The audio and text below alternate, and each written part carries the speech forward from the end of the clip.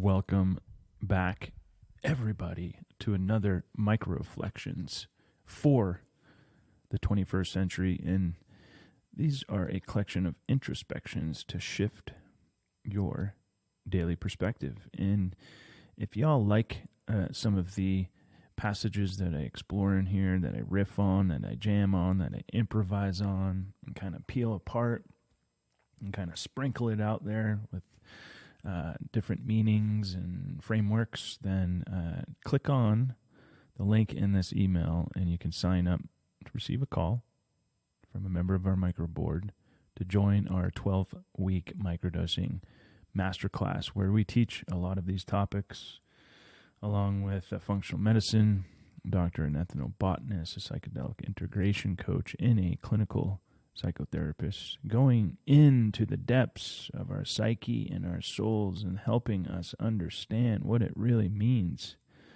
to be human. So if that is an interest of you, keep watching these, listening to these, and it warms my heart with a lot of gratitude that some of you take interest in these passages. And just a little backstory. When I was writing these, it was during a time of deep introspection with myself because we were in the weird new world of COVID. And my friend, Jenna Sessions, she would say, you're going to come out of COVID, right? You can come out of COVID 4 ways. You can come out a hunk, a chunk, a drunk, or a monk, right? And that's just kind of funny. And I was definitely going for the monk there and learning just a lot of new insights, or discovering a lot of new insights that I put into writings here now that I'm sharing with all of you. So we've done 3 weeks so far, and we are heading into week 4 here of Microreflections for the 21st century. And starting it off is a really simple one, but very abstract, so to say. Powerless, not helpless. There is a double-edged sword with the addictions that have their claws in us. We're filled with compulsivity. If I keep doing this thing, I most certainly am going to die. But if I stop, I am most certainly going to die. And then on this chapter here, there is a book that you get with the masterclass and the 90-day bundle. You can write your notes in there. And I am a big believer in paperback, or not paperback, but books with paper in them, not your Kindle, anything like that, or reading off a screen. I like the touch and the texture and being able to write my notes in there to come back in. And so I left some space there for y'all if you want to check off and write down, what are you currently powerless over? That could be any number of people, places, and things. Your husband, your wife, your kids. Maybe there's an illness. The bad driver, your boss, right? We can't really change people, but what are you not powerless over? Give some hints here. How you respond to others, how you manage situations, getting up earlier, right? Making the choice to go to bed earlier so you get up earlier. Picking up that paintbrush and being a painter again, or that instrument, being a passionate creative towards music again. So think about those. What are you currently powerless over?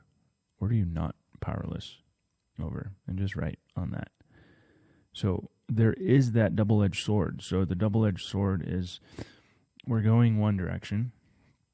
Right. When I say addictions, I don't mean just drugs and alcohol. I mean compulsivities of scrolling on the social medias and taking your phone into the bathroom with you, or waking up in the morning and checking your phone first thing, or falling asleep scrolling on your phone, food, all the things that we might not see as addictions, but they have their little claws in us. These little compulsivities that we do as human beings to escape the present moment, whether we know we're doing it or not, because we don't want to sit with our shit and our stuff. We just would rather distract ourselves with the little mini compulsivities that have seeped their way into us. And there is this yearning to be different, but not everyone wants to change. Everyone wants to be different, but no one wants to change. So we have this fear holding us back by taking the next step. Like, I want to get over X addiction or X compulsivity. But if I keep doing this thing, whatever that thing is, think of the thing. Take a moment and reflect. What's that one thing that you do that kind of annoys you? Not anyone else, but deep down, you know, if you keep doing this thing, I most certainly am going to die, right? That's a little bit heavy there. But if I stop, I am most certainly going to die. What does that sound like? To me, that sounds like purgatory. So it's like you stop doing the thing, but what are you going to replace it with? What are you going to fill that void up, or that thing that you're avoiding, or the thing you're escaping from? Okay, but if I stop, I am most certainly going to die. So that thing is kind of keeping us alive in some way. It's feeding us. But we're stuck in purgatory because we don't know any other way. And we think that we have power over it. But a lot of times we don't have power over those things.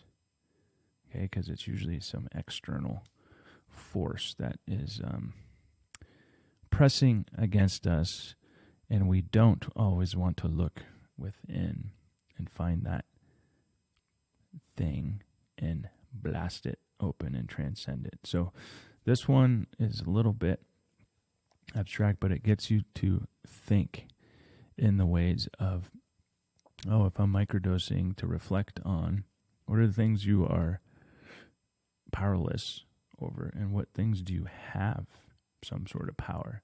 You definitely have some sort of power to get over the thing and replace it with what? Something different, or the new neural pathway. You probably heard that, the neuroplasticity, or the window of opportunity. So this one is a really great passage that you can use over and over and over again. So on your day on, reflect on the powerless statements, and then the 2 days off that you have, the transition day and the complete off day, make those gradual shifts. That's the window of opportunity where we can start letting go of that thing that you think you're going to die if you keep doing it. But if you stop, you're going to die as well, because you haven't replaced it with something new and different. And everyone wants different, but no one wants to change. And you're not powerless. You're not helpless. You're powerless at times. So where do you get that power? Nurture that power for yourself.